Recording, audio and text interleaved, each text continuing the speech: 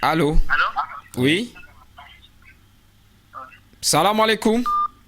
Il Donc est nous parti. allons commencer à les répondre. Le frère, il dit la quantité, c'est Oui. ici la quantité. On est tombé d'accord sur les 2,5 kg. Oui, c'est 2,5 kg. Oui, oui. Donc lorsque vous prélevez les riz, c'est 2,5 kg.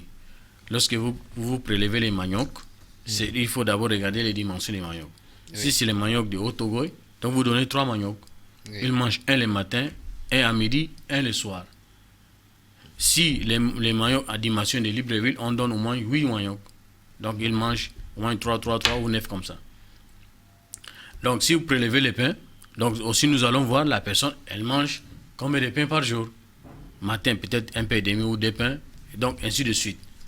Selon, voilà, parce que quand on dit 2,5 kg, ça c'est le soir, les mesures où les professeurs ont l'habitude de mesurer, parce qu'ils mesuraient les dates ou bien les blés.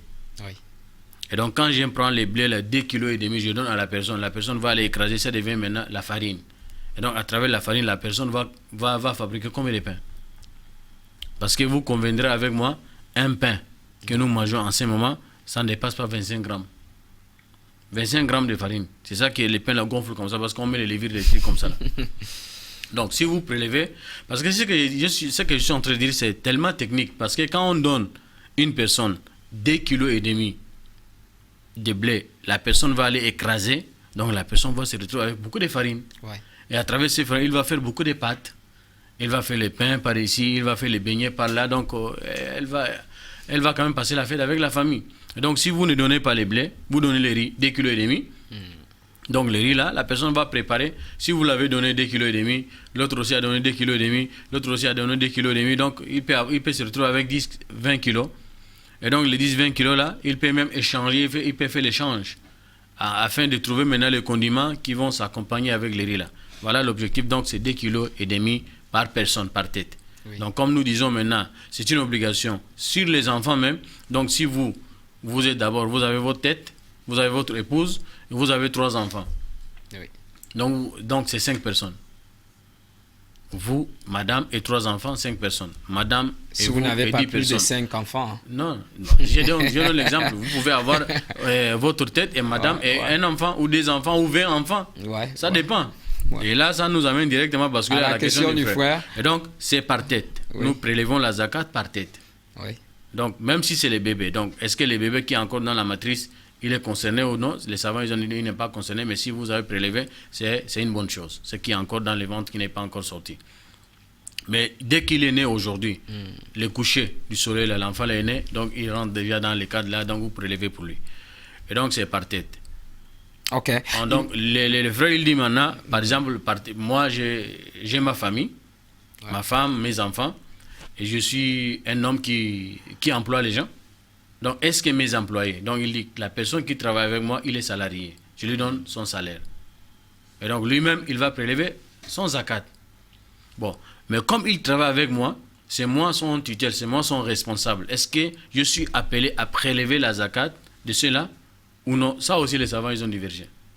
Ils ont dit, la voie que nous épousons, la voie que moi je vois que je vais avec, donc c'est que si vous avez les travailleurs et vous êtes vraiment aisés, vous leur donnez les salaires, donc il faut prélever aussi leur zakat.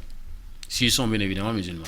Parce que la zakat, là, on prélève que pour les musulmans. Celui qui n'est pas musulman, il n'a pas gêné. Et on va prélever quoi sur lui? Donc, on prélève pour les musulmans. Donc si vous avez des travailleurs qui travaillent avec vous, ce sont des musulmans, pour l'épreuve de la bonté, et pour savoir bien entretenir vos travailleurs, donc il faut prélever. Ce sont des choses minimes, en fait, ce n'est pas grande chose. En gros, c'est 2500 par personne. Donc, c'est pas, si vous avez 2 ou 3 travailleurs, c'est rien, vous prélevez pour eux. Et donc, également, nous basculons directement sur la question du frère. Il disait maintenant, si j'ai beaucoup d'enfants, et je n'ai pas la possibilité de prélever pour tous les enfants, est-ce que je suis déjà inscrit ou je prélève pour certains et je prive certains? Donc, si vous avez quoi à manger pour vous-même, et maintenant il y aura un reste, c'est le reste là qu'on vous demande de prélever la zakat. Vous prélevez ce que vous pouvez manger pour vous et vos enfants dans la journée là. Bon, quand on dit tout à l'heure là, ce que je suis en train de dire tout à l'heure, si vous avez quoi à manger pour vous et votre famille dans la journée de la fête là, et il y a un reste, c'est le reste là qu'on vous demande de prélever la zakat. Et donc là, les frères vont me comprendre déjà. Donc, il ne faut pas dire que non, j'ai déjà 3 kilos de riz à la maison. Et les 3 kilos de riz à la maison, là, ça peut suffire pour la famille toute la journée. Mais là-bas, dans ma poche ou à la banque, j'ai au moins 1 million dedans. Donc, ils vont dire que, mais ils ont dit déjà, on prélève seulement la nourriture, alors que nous avons déjà 2 kilos de viande, je ne sais pas, 1 kilo de riz, quelque chose, ça c'est pour la famille. Donc, je ne peux. Non, non, non. L'argent qui est là, vous pouvez acheter et prélever pour les autres. Ouais. Mais si vous n'avez rien en dehors de ce qui est là devant vous comme aliment, donc vous prélevez d'abord ce que vous pouvez manger, vous et vos enfants, dans la journée là. Maintenant, le reste là, c'est ça que nous allons voir. Donc, les restes là, vous dégagez maintenant, vous donnez la zakat là. Maintenant, les restes là, ça ne peut pas couvrir toute la famille. Ça ne peut pas couvrir toute la famille. Sa question, c'est ça. Il a beaucoup d'enfants. Il a prélevé ce que les enfants là puissent manger dans la journée là. Maintenant, le reste, ça ne peut pas couvrir toute la famille. Ce qu'il va prélever pour certains et priver certains, là, je préfère m'arrêter là. Rien dire. Voilà. Okay. Donc, si je peux aller au-delà, peut-être quelqu'un peut nous appeler pour nous donner les renforts. Salam alaikum, mon frère. Peut-être, il peut prélever pour certains et prélever certains aussi. Vous appelez d'où? À Petit Paris, Abdul Bakia. Abdul, quelle est votre préoccupation? J'aimerais poser la question à l'imam. Par exemple, je suis au Gabon. Oui. Mais j'ai ma femme au pays avec mes enfants. Oui. Au niveau de la zakat, maintenant, quelle réaction que moi je vais faire? Puisque moi je suis au Gabon, mais la famille se trouve au pays là-bas. Mon père vit et mon père qui s'occupe de ma famille là-bas. Parfois, je gagne un peu quelque chose et les envoie à manger.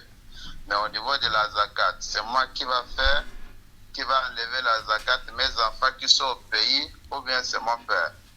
Ok. Voilà. Tout à l'heure, l'imam va vous répondre. Puisque c'est mon père qui enlève pour les autres là-bas, il enlève aussi pour moi. Mais je ne sais pas si moi aussi, je vais aussi enlever ici ou pas, je ne sais pas. Ok, vous allez écouter la réponse. Tout à l'heure, l'imam va vous répondre. Merci beaucoup, Abdul. Salam alaikum. Alaikum salam. Donc, je disais maintenant, oui? Lorsque vous avez quoi à manger pour vous, vous avez beaucoup d'enfants, les restes, quand on vous demande de prélever la zakat, ça ne peut pas couvrir toute la famille ou toutes les personnes qui sont en votre charge. Est-ce que vous allez prélever pour certaines et priver certaines? J'ai dit Allahu Alam. C'est Dieu seul qui possède la connaissance. Ouais. Bon, mais si vous pouvez maintenant faire une analogie, si vous pouvez prélever pour certaines, et ceux qui sont privés, c'est-à-dire vous prélevez pour certaines, et ceux qui sont privés, ils sont déjà dans les catégories des ayants droit, et aussi ils sont des ayants droit, ils peuvent recevoir aussi. Ouais. Et aussi ils peuvent recevoir. Et quand ils reçoivent, et aussi à leur tour, ils vont donner aux autres. Voilà ce que nous pouvons dire dans ça. Il y a d'autres questions qui sont restées là. Allô? Allô? Oui? C'est le même fidèle. On vous suit? Ouais. C'est la même question là. Bon, je vois que l'imam n'a pas bien donné la réponse. Je voulais... Laquelle? Bon, sur la question, je dis, par exemple, j'ai quelqu'un qui travaille avec moi. Mais j'ai répondu à ça? Oui, attendez un peu. Je dois prélever sa zakat. Je peux prélever pour lui et puis prélever et lui donner ou bien donner ça à quelqu'un d'autre. Ok. Ok. Ce que je voulais savoir aussi, bon, comme moi je travaille ici, j'ai ma famille au pays. C'est ici, là où je travaille, que je dois prélever ça et donner ça ici ou bien j'envoie l'argent à la famille au pays, ils vont prélever ça. Ok. Tout à l'heure, l'imam vous répond. On va terminer rapidement avec cette question sur le fait de prélever la zakat dans le domaine du travail. Oui, j'ai dit tout à l'heure, la personne qui travaille avec vous, il a son salaire. Lorsqu'il reçoit déjà son salaire, lui-même, il est déjà arrivé à une personne qui peut déjà donner la zakat parce qu'il travaille, il a son salaire. Donc, on lui demande la zakat, elle est obligatoire sur lui. Lui-même, il a sa famille. Lui-même, il est responsable de sa famille, mais il travaille avec vous. Donc, il reçoit son salaire et à travers son salaire, il fait ses besoins. Oui. Donc, quand la zakat est arrivée, la zakat est obligatoire aussi sur lui ainsi que sa famille. Lui, il prélève pour lui ainsi que pour sa famille. Maintenant, comme il est votre employé, ça peut arriver que lui, il n'a pas la famille. Ça peut arriver que lui-même, il est indigent. Les salaires que vous les payez, ça ne suffit pas, ainsi de suite. Souvent, c'est le cas. Hein? Donc, en ce moment, on dit pour l'épreuve de la bonté, vous prélevez pour lui. Quand vous prélevez pour lui, c'est que lorsque vous prélevez la zakat là pour donner aux ayants droit, donc vous mettez son nom aussi dedans, quand vous avez 5 enfants, plus vous et madame, donc vous additionnez aussi, vous ajoutez, j'ai Ibrahim, j'ai Moussa qui travaille avec moi, j'ai Mélédé là, leur nom, donc je prélève la zakat là, maintenant je donne. Je donne ça à qui? Je donne ça aux ayants droit. Aux ayants droit là, lui-même, c'est que vous l'avez prélevé à son nom là, lui-même il peut être ayant droit. Ouais. S'il n'est pas chez vous à la maison, parce que s'il vit avec vous à la maison, c'est que vous avez déjà prélevé d'abord ce que vous pouvez manger, vous et que votre famille, toute la journée. Donc, si ces travailleurs vivent avec vous, donc, ils sont déjà inscrits. Pourquoi? Parce qu'ils mangent déjà chez vous. Mais s'ils sont simples travailleurs, ils travaillent, à la fin de la journée, ils partent chez eux. Mais ce sont des personnes indigentes. Malgré elles travaillent avec vous, mais ça ne suffit pas. Comme je disais tout à l'heure, parce que s'il était dès le début avec nous, il n'allait pas poser cette question-là. Parce qu'on a dit, il y a d'autres personnes, ils ont quoi manger le matin, ils n'ont pas quoi manger le midi. Ils ont quoi manger au midi, ils n'ont pas quoi manger dans la soirée. Donc, ils peuvent être dans ces catégories-là. Les salaires qu'ils perçoivent avec vous, ça ne peut pas couvrir tous ses besoins. Donc, si vous avez prélevé pour lui, pour donner aux ayants droit, regardez maintenant, est-ce que lui-même n'est pas ayant droit? S'il ne vit pas dans votre toit. S'il vit avec vous, c'est qu'il mange déjà chez vous, donc prélevez, donnez à quelqu'un d'autre. Mais s'il ne vit pas avec vous, vous avez prélevé, vous cherchez maintenant les ayants droit pour donner. Lui-même, il est déjà ayant droit, on lui donne. Ok, merci beaucoup Imam pour toutes ces précisions. On va continuer donc avec cette question à un frère qui demandait est-ce qu'il est possible d'aller prêter de l'argent pour faire la zakat?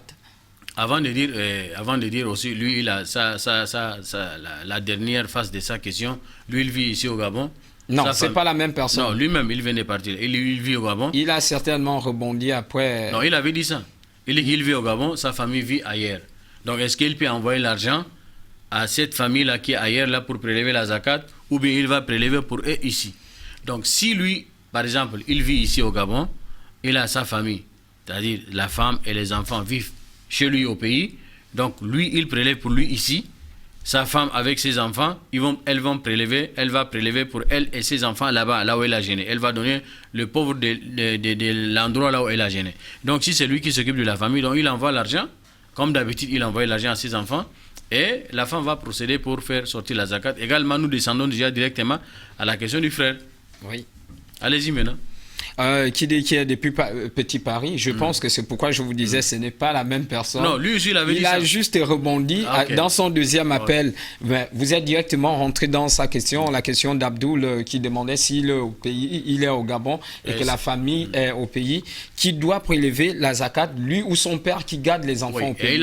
Il a même fait bien pour bien éclairer encore davantage parce qu'il disait que son papa là-bas, il prélevait toujours pour la famille. Donc lui qui vit ici, il va prélever pour lui qui est ici. Pour lui-même, il prélève ça ici. Maintenant, ces enfants qui sont au pays là-bas, leur tutelle, c'est qui? C'est son papa, donc c'est leur grand-père. Parce que le grand-père, il est déjà tutelle à l'absence des papas.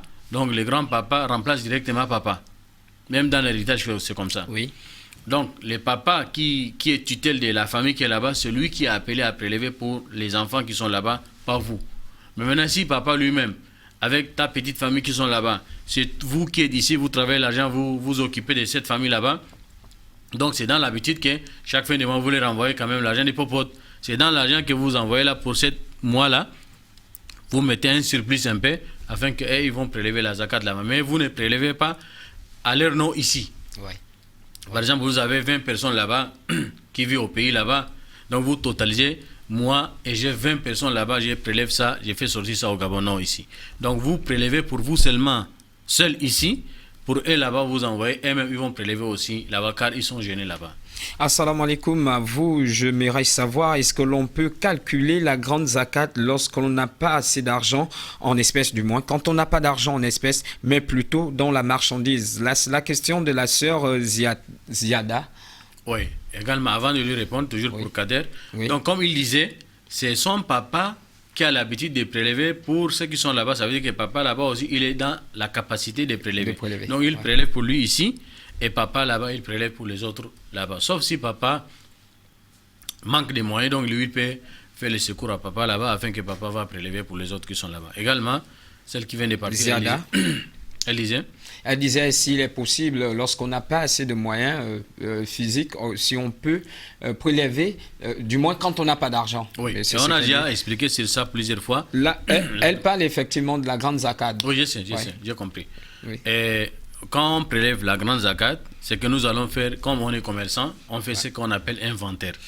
L'inventaire, toujours, souvent, c'est la marchandise que nous allons faire l'inventaire. On va calculer, on va compter, on va trouver les chiffres. J'ai une boutique ou prêt-à-porter ou quoi, je ne sais pas, je trouve un chiffre. Par exemple, j'ai calculé la marchandise m'a donné 20 millions. Je regarde à côté gauche, je regarde à côté droite, je n'ai pas maintenant les espèces, c'est-à-dire l'argent en liquide. Il n'y a pas l'espèce qui est là, mais j'ai la marchandise de 20 millions. Comment je vais procéder pour faire sortir la zakat alors je n'ai pas de liquidité, mais j'ai la marchandise de 20 millions. Ici, les savants ils ont dit, nous allons voir, concernant la grande zakat, nous allons voir les besoins de ces ayants droit-là. Ouais. Les besoins de ces ayants droit-là. Par exemple, ces ayants droit-là, s'il a besoin plus de l'argent, donc nous allons nous arranger de lui donner l'argent que de lui donner la marchandise. Ouais. Mais c'est quel type de marchandise? Si cet ayant droit que nous l'avons ciblé, si nous voyons qu'elle manque des habits, elle est mal habillée, et moi-même je suis dans le domaine des habits. Oui. Donc là, en ce moment, si je lui donne la nourriture, je n'ai pas bien fait. Parce que lui, il a quoi à manger, par exemple, mais il n'a pas quoi à s'habiller. Donc je lui donne les habits. Donc nous allons définir maintenant selon les besoins des ayants droit. S'il a besoin de plus d'argent, on lui donne l'argent. S'il a besoin de plus de matériel tel que les habits, la nourriture, on lui donne la nourriture. Mais à la fin, les savants ils ont dit, maintenant, en ce moment-là, c'est l'argent qui arrange tout. Ouais. Peut-être l'habit que tu lui donnes là, ce n'est pas son goût, ce n'est pas son choix. Peut-être la nourriture que tu donnes là, il a déjà la nourriture. Ou bien ce n'est pas la nourriture de son goût. Il a besoin de... Et l'argent là, quand vous lui mettez l'argent, il peut acheter la nourriture qu'il veut, il peut acheter les habits qu'il veut, il peut acheter ce qu'il veut avec. Donc ce qui est bon, c'est que vous devez vous arranger de trouver la liquidité.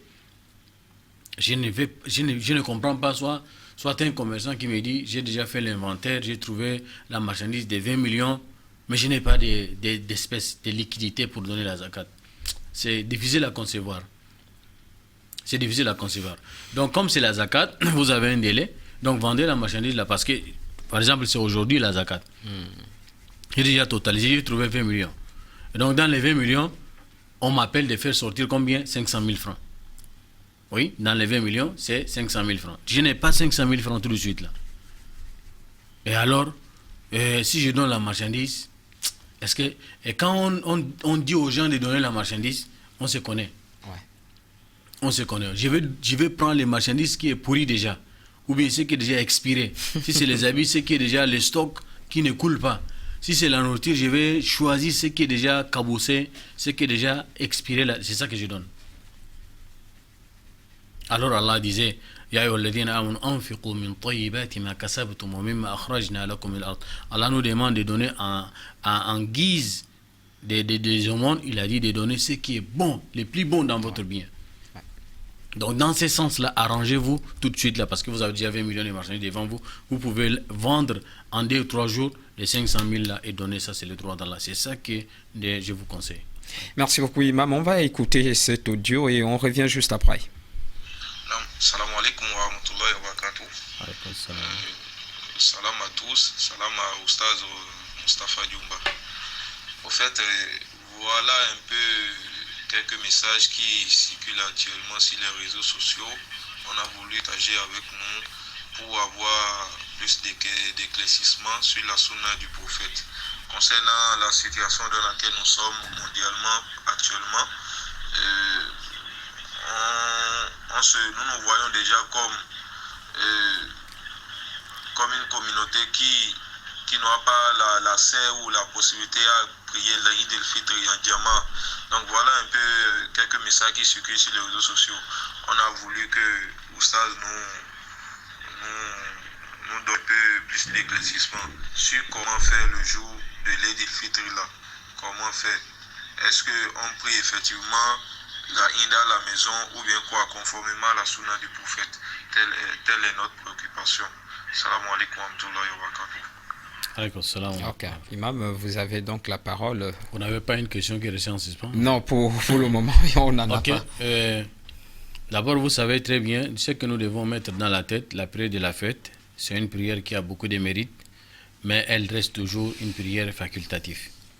Elle reste toujours une prière facultative. Quand on dit facultative, c'est-à-dire une prière surrogatoire. Pour une personne qui l'a loupé, volontairement ou involontairement, il n'a pas de péché. Il n'a pas de péché. Tout simplement, la personne, on peut dire qu'elle a manqué un mérite, un grand mérite, pas seulement un petit mérite, un grand mérite, mais en matière de péché, on ne va pas dire qu'elle a un péché. À ce premier point. Deuxième point, nous avons une bonne intention, nous avons jeûné. Après avoir jeûné, Allah nous a demandé d'exprimer la gratitude. Vous allez proclamer la grandeur d'Allah qui vous a donné cette grâce-là de jeûner convenablement et sortir de ces mois en faisant ce qu'on appelle la rupture sans incident majeur. Donc vous exprimez la grandeur d'Allah en disant Allahu Akbar, la ilaha illallah, Allahu Akbar wa lillahi alhamd, et vous vous rendez à la mosquée pour célébrer la prière facultative. Mais nous avons une situation majeure ou une situation sanitaire qui est là, qui est en train de faire vraiment mal dans la communauté, dans le monde. Il n'y a aucun pays du monde qui est épargné. Donc, dans ça là, donc, nous allons nous contenter de ces mesures ou bien cette interdiction que nos autorités nous ont interdit de ne pas venir dans les lieux de culte ou faire les regroupements ou les attroupements. Tout cela, c'est pour notre propre bien, pour préserver les individus, pour préserver les personnes, pour préserver notre nation, pour préserver notre communauté. Quand nous allons regarder toutes ces mesures-là vont en notre faveur. C'est pas contre nous. Ils nous ont pas interdit catégoriquement de ne pas faire la prière. Ils ont interdit momentanément, temporairement, à cause d'une situation. À cause quoi? À cause d'une situation. Bon, lorsque nous comprenons comme ça, mais la question que nous allons poser maintenant pour les frères, est-ce que cette prière-là, lorsque nous n'avons pas eu l'opportunité de la prier à la mosquée, donc est-ce que la prière là c'est fini, elle est déjà partie comme ça, on laisse tomber parce qu'on a... Oui, à la mosquée on n'a pas prié, mais à la maison on peut prier. Oui. Cette prière-là, on n'a pas eu la grâce de la prier à la mosquée. On dit c'est indépendant de notre volonté. Et à la mesure de notre possibilité, Allah connaît nos intentions. Nous avons l'intention de se rendre à la mosquée et prier en groupe, en jama, et exprimer la gratitude, exprimer la joie et proclamer la grandeur d'Allah. Et là, c'est indépendant de notre volonté. Donc nous allons nous contenter de ce qu'Allah nous a donné là, c'est que la maison. Nous pouvons prier la même prière que nous allons la prier à la mosquée là, nous allons la prier à la maison. Avec les mêmes caractères. Les mêmes caractères, ça veut dire quoi? C'est une prière de des unités, des raka'a. Première raka'a, on fait takbiratul ihram. On rentre dans la prière avec un takbir et après on suit encore 7 autres takbir et on lit Surat al-Fatiha avec Sabbih isma rabbikal a'la, la deuxième raka'a. Après les takbir de lever là, vous ajoutez encore 5 autres takbir et vous allez lire Alhamdulillah Rabbil Alamin après Surat al-Ghashiyah, Hal ataka hadithul Ghashiyah, et vous faites salam. À la maison, on ne fait pas le khutbah, il n'y a pas les prônes, il n'y a pas les serments de l'imam qui fait à la mosquée. Donc voilà. Et vous allez avoir les mêmes récompenses que vous avez l'habitude d'avoir lorsque vous priez à la mosquée. Parce que vous avez déjà cette intention. Et c'est indépendant de votre volonté. Vous voulez vous protéger vous-même contre un ennemi. Et vous voulez aussi protéger vos semblables. Parce que quand on dit rester à la maison, c'est que vous protégez vous-même et vous protégez les autres. C'est que les gens arrivent à comprendre. Quand on leur interdit de ne pas se dire, mais pourquoi on nous interdit? C'est pour toi-même. On t'aide vraiment de ne pas contracter cette maladie, et si par conséquent toi tu as cette maladie là sans que tu te rends compte aussi pour ne pas aussi aider les autres à contracter cette maladie là. Donc voilà, vous pouvez prier à la maison des rakas. On a déjà aussi compris qu'on peut prier 4 rakas, 8 rakas, 6 rakas, oui. Ça c'est salatul duha, ça n'a rien à voir avec la prière de la fête. La prière de la fête c'est que des rakas. Si vous avez prié la prière de la fête 4 rakas, c'est que vous avez tapé à côté, vous n'avez pas fait en conformité avec la sunna. les mêmes désignités que vous avez l'habitude de faire à la mosquée avec imam. Pour la fête là, c'est les mêmes des rak'ah que vous les faites à la maison. Mais seulement sans khutba. Il n'y a pas les serments de l'imam. Voilà, c'est comme ça que nous allons faire la prière de la fête. On peut faire à la maison. Il ne faut pas dire que non, comme la mosquée est fermée, on ne peut pas prier à la mosquée, donc ça va, je laisse comme ça. Si vous restez comme ça, vous n'avez pas un péché. Mais seulement, vous avez manqué le mérite. Et quand les gens s'interrogent par ici, par là, parce que ça nous fait mal, si on est sincère, pourquoi on ne vient pas à la mosquée? On veut gagner les récompenses là. Donc si vous êtes sincère dans ce que vous dites là, donc voilà, Allah vous a donné encore la possibilité de prier à la maison et vous aurez la même récompense. Mais sauf si vous voulez venir à la mosquée, c'est pour l'ostentation, ça c'est autre chose. Ah, c'est ni à la maison ni à la mosquée, vous n'aurez rien. Merci beaucoup, Imam. Alors, puisqu'on parle de la zakat, j'ai un message là, je ne sais pas s'il faut le lire. C'est un frère, je vais quand même essayer, sinon il dira que je n'ai pas transmis la nouvelle.